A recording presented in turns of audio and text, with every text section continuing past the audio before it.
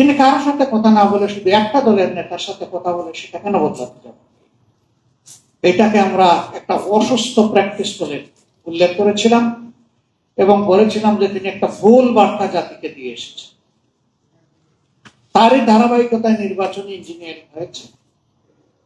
এখন শুধু বিগত ইন্টারিম গভর্নমেন্টের উপদেষ্টাই নয়, বরঞ্চ স্বয়ং সরকারেরই একজন প্রতিমন্ত্রী তিনিও বলে ফেলেছেন। আন্দোলন করেছে ছাত্র যুব সমাজ, আমরাও ছিলাম। তবে প্রফেসর ডক্টর ইউনূস ক্যাপ্টেইনের হাতে যুক্তরাজ্যে গিয়ে তিনি ট্রফি তুলে দিয়ে এসেছেন। ট্রফি যদি ওখানেই তুলে দেওয়া হয় তাইলে আর নির্বাচন থাকবে না। এটি দ্বিতীয় আশ্বাস।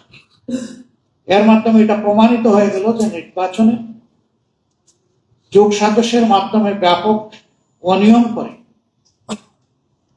জনগণের প্রত্যাশার কবর রচনা করা হচ্ছে। দুটি ভোট একই দিনে একই সাথে অনুষ্ঠিত হয়েছে, দুইটি ব্যালটে, পৃথক ব্যালটে।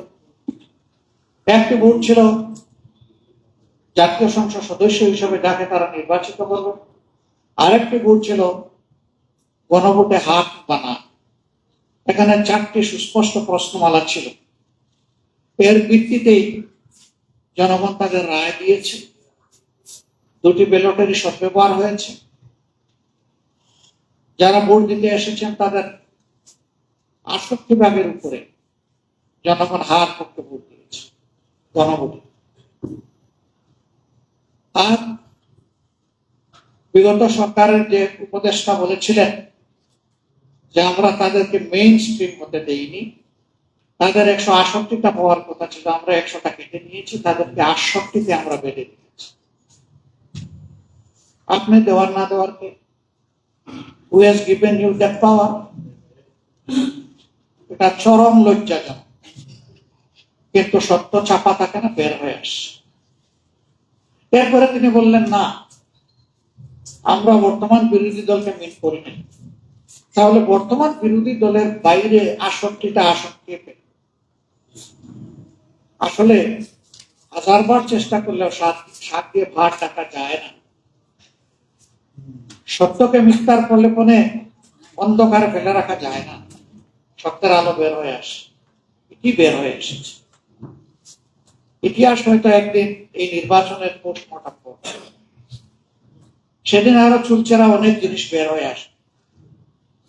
তবে আমাদের ঐক্য বাংলাদেশের জনগণের দেশ পরিচালনার দায়িত্বে গেল কি গেল না, এটা আমাদের বড় আফসোসের জায়গা। আমাদের বড় আফসোসের জায়গা জনগণের আকাঙ্ক্ষার যে মৃত্যু হলো। এরপরে কি হলো? দেশে একটা অস্থিতিশীল পরিবেশ আমরা চাইনি তাৎক্ষণিক সৃষ্টি হোক। এই ধরনের ইলেকশনই শেষ ইলেকশন নয়। এই মার্কা ইলেকশনে 2008 সালে হয়েছে। 2008 সালে বোঝাপড়ার মধ্য দিয়ে পিছনের দরজায় যারা প্রবেশ করে ক্ষমতার মসনদে আরোহণ করেছিলেন, তারা তো তাদের পরিণতি বহন করে বিদায় নিয়েছে। এখনো যদি কেউ এরকম করে থাকে এবং যদি কোনো অবকাশ নাই ইতিমধ্যে তা প্রমাণ, তাহলে তাদের পরিণতিও ভিন্ন কিছু হওয়ার কথা নয়। কারণ মূল জাস্টিস আল্লাহ তাআলার হাতে। আল্লাহর বিচার কখনো পক্ষপাতিত্বমূলক হয় না। যার যেটা পাওনা আল্লাহ তাকে সেটা সঙ্গিয়ে দেন, বুঝিয়ে দেন।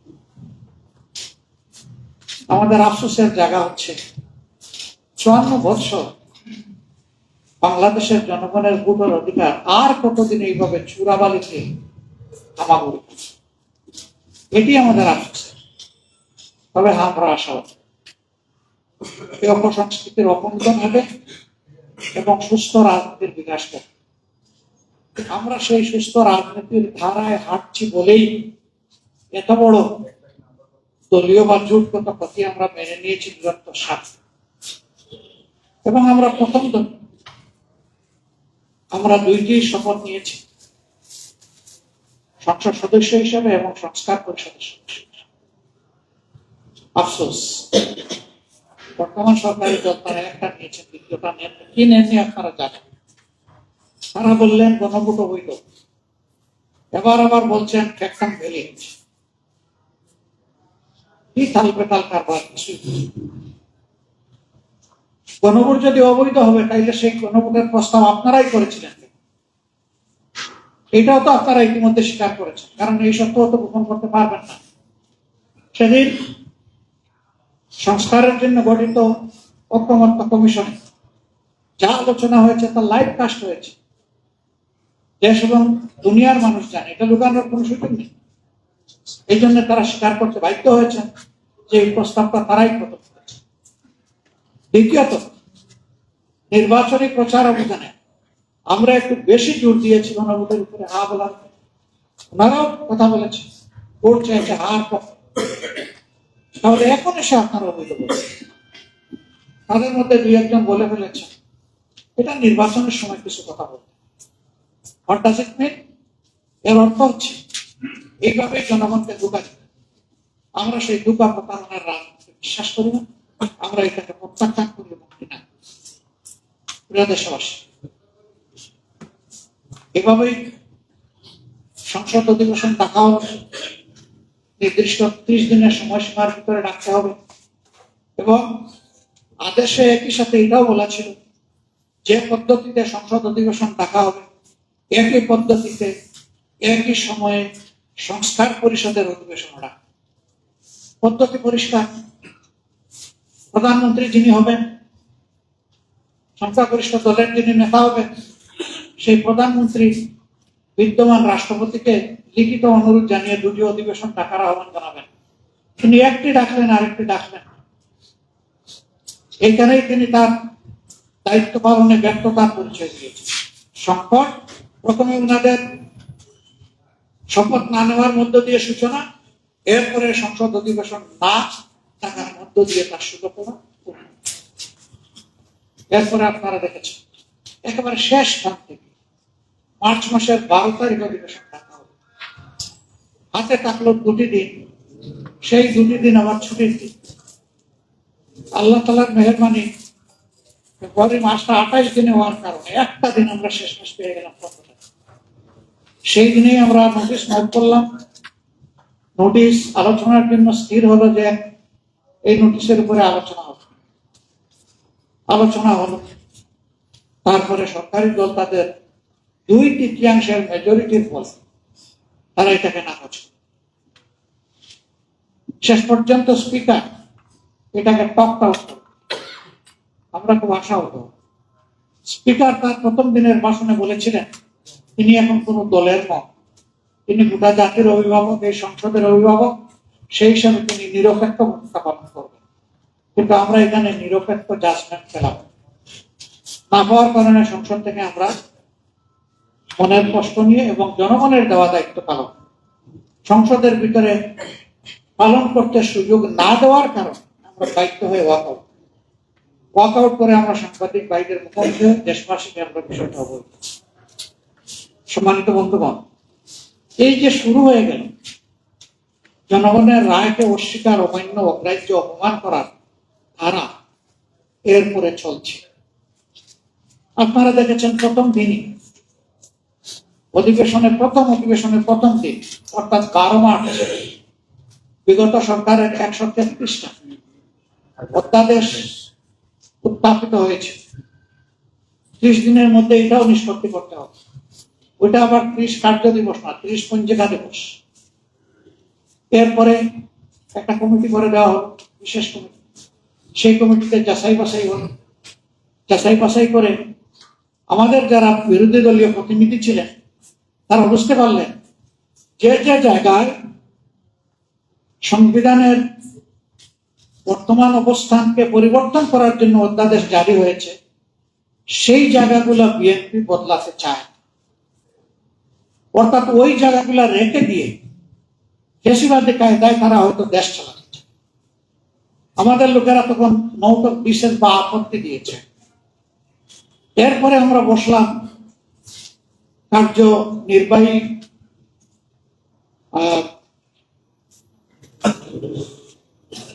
কার্য উপদেষ্টা কমিটির বৈঠকে বসলাম, স্পিকার সাহেবের সভাপতি। সেখানে কথা হলো, তারা চাইলেন যেগুলা তাদের পছন্দ না এগুলো ল্যাপস করে দেবো, আলোচনায় আনবে। আমরা বললাম না, আমরা মানব। 133টা সংসদে উত্থাপিত হয়েছে, এটা সংসদের প্রপার্টি, সংসদেই আলোচিত হবে। এরপরে তার ভাগ্যে যেটা হবে, আপনারা যদি যথাযথ যুক্তি আসার পরে ভোটারদের বলে কিছু করতে চান, করবে, জনগণ তখন দেখবে, বিচার করবে। কিন্তু সংসদের টেবিলেই না। আমরা কি দেখলাম, সেখানে আবার বলা হলো যে সময় তো কম। তখন স্পিকার সাহেব বললেন, তাইলে আগামীকাল থেকে আমরা সকাল বিকাল অধিবেশন করব। বিরোধী দলের নেতা, আপনি কি বলেন? আমি বললাম, উই এগ্রি। এরপরে তিনি বললেন যে প্রয়োজনে আমরা শুক্রবারে অধিবেশন চালাবো। We agri. তিনি বললেন প্রয়োজনে রাত 12টা পর্যন্ত অধিবেশন চলবে, তবুও সবগুলো টেবিলে আসবে। কিন্তু শেষ দিনে এসে দেখি না, এখানে কাটছাট করে আমাদের সামনে যে আলোচ্যসূচি দেওয়া হয়েছে সেখানে একটা মাত্র বাকি, সেটা ছিল ধূমপান সংক্রান্ত বিষয়। আর নাই। আমরা পয়েন্ট অফ অর্ডার দাঁড়িয়ে জানতে ছিলাম কি হলো, মাননীয় স্পিকার, আপনার সভাপতিত্বে কার্য উপদেষ্টা কমিটিতে এই সিদ্ধান্ত হয়েছে, আপনি এখনো এখানে সভাপতিত্ব করছেন, তাহলে সেগুলো আসছে না। তখন তিনি ফ্লোরের দিকে তাকালে আইনমন্ত্রী আর স্বরাষ্ট্রমন্ত্রীর দাঁড়ায় একটা জবাব দেওয়া অযৌক্তিক জবাব, সেটার মধ্যে কোনো যুক্তি নেই। গায়ের জোরে তাকে চাপিয়ে দেওয়ার তখন শেষ অবস্থান নিয়ে ফেললেন মাননীয় স্পিকার সাহেব। তাদের কথায় যখন তিনি রাজি হয়ে গেলেন, আমরা তখন বাধ্য হয়ে আবার সংসদে দেওয়া হল। এবং আমরা বললাম, যেমন গণভোটকে খুন করার কারণে আমরা জনগণের কাছে গিয়েছিলাম এই আইটেম নিয়ে, আমরা আবার জনগণের এজেন্ডা নিয়ে জনগণের কাছে চলে যাচ্ছি। তবে সংসদেও আমাদের লড়াই চলছে। সম্মানিত ভাইয়েরা, আমরা চাই একটা সরকার গঠিত হয়েছে, বিশ্বের যুদ্ধ পরিস্থিতির কারণে বিভিন্ন দেশের মতো আমাদের দেশ আর্থিক সংকটের মোকাবিলা, জ্বালানি সংকটের মোকাবিলা, আমরা আন্দোলন সংগ্রামের দিকে যাব, এতে যেন দুর্ভোগ বাড়বে, আমরা এটা চাই। কিন্তু আমাদেরকে যখন সংসদে ন্যায্য বিষয়ে কথা বলতেই দেওয়া হবে না, তখন আমাদের জায়গাটাকে আসবে। কারণ আমরা জনগণের দায়িত্ব নিয়ে তো সেখানে জনগণকে কথা দিয়েছি, সেই কথাগুলো বাস্তবায়ন হচ্ছে না, কথা বলতে দেওয়া হচ্ছে। এখন তাহলে যেখানে স্পিকারের পারমিশন থাকে না, সেখানেই আমাদের কথা। আবার আপনারা দেখেছেন এত বড় এজেন্ডা গুলো আসছে একটা একটা করে, যেখানে আমাদের নোট অফ ডিসেন্ট প্রথমে আমাদেরকে সময় দেওয়া হলো 2 মিনিট, আমার অনুরোধে বাড়িয়ে বাড়িয়ে ভরা হলো প্রথম জনকে 6 মিনিট। তারপরে আমি দাঁড়ালাম, বললাম যে যদি ডিবেট হতে হয় পার্লামেন্টারি 2 মিনিটে কোনো ডিবেট, 2 মিনিটে কমেন্ট পাস করা যায়। এই সাবজেক্টটা কি, কেন, এর গুরুত্ব কি, কোথায় আমরা যেতে চাই, এটা বলতে হলে মাননীয় স্পিকার এই 2 মিনিটে হবে না।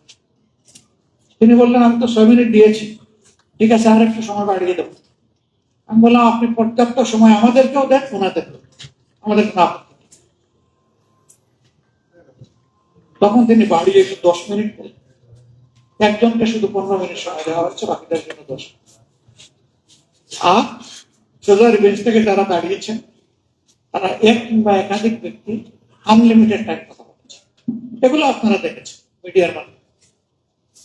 আমাদের সমস্যা হলো, আমাদের যুক্তিগুলা যখন তুলে ধরার পরে ওনারা শেষ বক্তব্য রাখে, তখন ওনারা ভুল তথ্য উপাত্ত যখন দেয়, সেটার প্রতিবাদ করার জায়গাটা আমাদের থাকে। আরেকটা সংকট আমাদের। তবে হ্যাঁ, আমরা বুঝি এই দেশের জনগণ সকল, কারো বাপ হারিয়েছে, কারো ছেলে হারিয়েছে, কারো বাবা হারিয়েছে, কারো ভাই হারিয়েছে। তারা দেখছে কে কি করছে না কে কি বলছে, জনগণের সামনে সব করছে। আমরা জনগণের এজেন্ডা নিয়ে এখন জনগণের সাথে আছি। সংসদেও আমরা যখনই সুযোগ পাবো, আমরা ন্যায্য কথাগুলো জনগণের বলতে। সম্মানিত ভাইয়েরা, যে জিনিসগুলা অগ্রাহ্য অমান্য করা হলো, প্রথমত 70 ভাগের মতো মানুষের রায়কে অগ্রাহ্য করে কার্যত জনগণকে অপমান করা হচ্ছে। বাংলাদেশ নয়, বিশ্বের ইতিহাসে কোথাও রেফারেন্ডাম এইভাবে বৃথা যায়নি কোথাও একটা সিঙ্গেল দল। বাংলাদেশের 4টা রেফারেন্ডাম, এটা চতুর্থ। প্রথমটাও বিএনপির হাত, প্রথমটাও সংবিধানে ছিল না, যে রহমান সাহেব প্রথম যে গণভোট করেন, শেষটাও সংবিধানে ছিল না। ওইটা যদি জায়েজ হয় তাহলে এটা না জায়েজ হবে। হ্যাঁ, এটা মনের মতো হয় না, এই জন্য এটা না। এখন আবার এটা ব্যাখ্যান হয়ে যাচ্ছে। সম্মানিত দেশবাসী, এরপরে আপনারা দেখলেন যে গুরুত্বপূর্ণ কতগুলো সংস্কার যেগুলো অধ্যাদেশ আকারে এসেছিল, তার মধ্যে ছিল দুদককে রিশাফল করে দুদকের অ্যাপয়েন্টমেন্টটা পলিটিক্যাল ইনফ্লুয়েন্স থেকে বাইরে নিয়ে এসে উপযুক্ত দক্ষ নিরপেক্ষ লোককে সেখানে বসে দিলেন। এটা তুললেন। এরপরে মানবাধিকার, এখানে একটু হালকা পাতলা আলোচনা করে এটাকে জোর করে পাশ করে নিয়ে গেলেন। পুলিশ সংস্কার কমিশন, আপনারা জানেন পুলিশে অনেক সংস্কার প্রয়োজন। স্বয়ং পুলিশ ও পুলিশের হাতে বিভিন্নভাবে বিভিন্ন ক্ষেত্রে তারা বৈষম্যের শিকার, এই সবগুলা জিনিস ছিল সেখানে। এটা নিষেধ। ঘুম কমিশন, কম প্রতিরোধ আলোচনায় আসা। এই গুমের শিকার লোকেরাই তো সংসদে এখন সদস্য হয়ে এসেছে। কেউ 8.5 বছর আর কেউ 4 মাস, এরকম লোকেরা এখানে আছে। আমার গুমের শিকার পরিবারের সদস্যরা এখানে নির্বাচিত হয়েছে। আশ্চর্য, জোর করে এটাও ফেলে দেওয়া হলো, এটা হবে না। তার মানে কি আবার গুম হবে? তার মানে কি আবার নতুন করে আইনাগর গড়ে তোলা হবে? সেই বার্তাই তো দিচ্ছে এখানে এই বিষয়ে। এরপরে ব্যাংক সংস্কার, এর জন্য ব্যাংক রেজুলেশন, এই যে ব্যাংক থেকে লাখ লাখ কোটি টাকা লন্ডন হয়ে বিদেশে পাচার হয়ে গেল, এগুলাকে আইনের আওতায় এনে উদ্ধার করা এবং শাস্তি নিশ্চিত করার জন্য অধ্যাদেশ সেটা টেকে দেওয়া হবে। সেটা টেকে দিয়ে এখন 7.5% ওই কালপ্রিটরা টাকা দিলে আবার ব্যাংকের মালিক। কোথায় বাংলাদেশের অর্থনীতিকে নিয়ে যাওয়া হচ্ছে? এখন ব্যাংকের উপর টাকা শুরু হয়েছে। বাংলাদেশ ব্যাংকের গভর্নরের পদটা, এটা তো কোনো হেলাফেলার জিনিস না। তিনি কোনো সাধারণ মানুষ না, তিনি সেন্ট্রাল ব্যাংকের কাস্টোডিয়ান, অভিভাবক। তিনি ওখানে গিয়ে অপদস্থ হলেন। আগে তাকে কোনো কিছু বলাও হলো না, তাকে এবং তার অ্যাডভাইজারকে অপদস্থ করে বাংলাদেশ ব্যাংক থেকে বের করে দেওয়া, এবং সেখানে রাজনৈতিক অভ্যুত্থান হলো। কুয়োর একজন ঋণ খেলাপি মাত্র 3 মাস আগে রিশিডিউল করে 4% দিয়ে তাকে আবার ঋণ রিশিডিউল করে তাকে বানানো হলো বাংলাদেশ ব্যাংকের গভর্নর, যার সর্বোচ্চ অভিজ্ঞতা হলো তিনি একটা গার্মেন্টস ফ্যাক্টরি।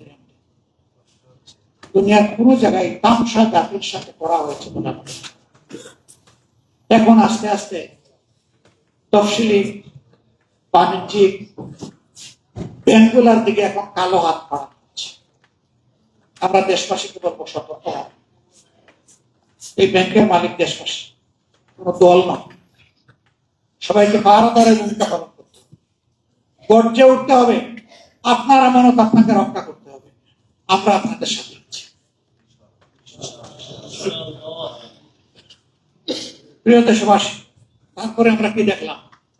বিচার বিভাগকে রাজনৈতিক প্রভাবাধীন রেখে যত সব বিচার করা হয়েছে, জুডিশিয়াল কিলিং করা হয়েছে, মানুষকে ডিফেন্ড করা হয়েছে। স্বয়ং এর ব্যক্তি প্রয়াত সাবেক প্রধানমন্ত্রী বিএনপি চেয়ারপারসন আমাদের নেতৃত্ব হয়েছে, অনেকেই হয়েছে, সীমাহীন মানুষ এই অবিচারের শিকার হয়েছে।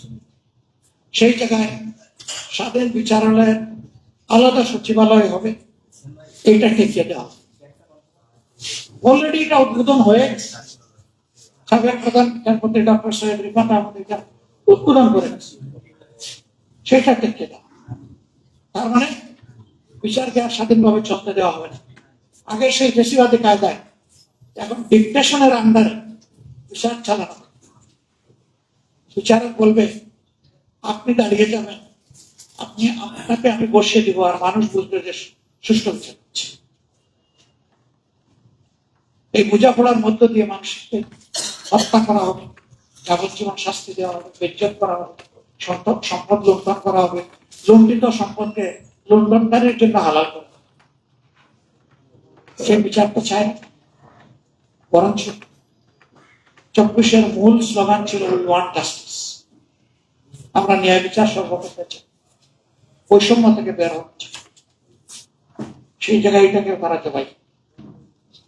এরপরে উচ্চ আদালতের বিচারক নিয়োগ, সেখানে একটা নিরপেক্ষ বডি এটা করবে, সেই রকম অধ্যাদেশ জারি হবে। এখানে দলীয় প্রভাব, তো দলীয় ভিত্তিতে যখন বিচারক তৈরি হবে তখন বিচারপতি আইনগত, বিচারপতি শামসুদ্দিন মানিক তৈরি, শপথবদ্ধ রাজনীতিবিদ বিচারপতি এনায়েতুর রহমান তৈরি। ওইটাই হলো দলীয় ভিত্তিতে বিচারক নিয়োগের কুফল। সেই কুফল তো আপনারাও বুক করলেন, আমরাও বুক করলেন। আবার কেন সেই পুরোনো সংস্কৃতিতে ফিরে যাবে? এই সবগুলা যখন বিদ্যমান থাকবে, পিএসসি গঠনের ঠিক একই কথা, সেটাও ঠেকায় দেওয়া। এগুলা যখন বিদ্যমান থাকবে, আমরা আশঙ্কা করছি অতীতের ফেসিজমের চাইতে আগামীর ফেসিজম হবে আরো ভয়াবহ। এই জন্য আমরা বলতে বাধ্য হয়েছি, যেদিন গণভোটের গণরায়কে অস্বীকার করা হয়েছে সেদিন থেকে এই নতুন ফেসিজমের যাত্রা শুরু হয়েছে। গণতন্ত্রের মূল্যবিদ তো হচ্ছে মানুষের অধিকাংশের রায়কে সম্মান করা, আর এখানে অধিকাংশের রায়কে করা হলো অপমান। সম্মানিত ভাইরা, এর পাশাপাশি আমরা দেখছি এখন আমরা বিশ্ব পরিস্থিতির শিকার এবং আমাদের নিজের অপকর্মের শিকার। যুদ্ধ পরিস্থিতির কারণে জ্বালানি সংকট দেখা দিয়েছে। এখানে যারা এসেছে তারাও বক্তব্য, সবাই আমরা বক্তব্য। সামান্য জ্বালানি সংগ্রহের জন্য ঘন্টার পর ঘন্টা এখন লাইনে দাঁড়ায় অপেক্ষা করতে হয়, রাতে দিনে 24 ঘন্টা, বৃষ্টিতে ভিজে রোদে শুকনো।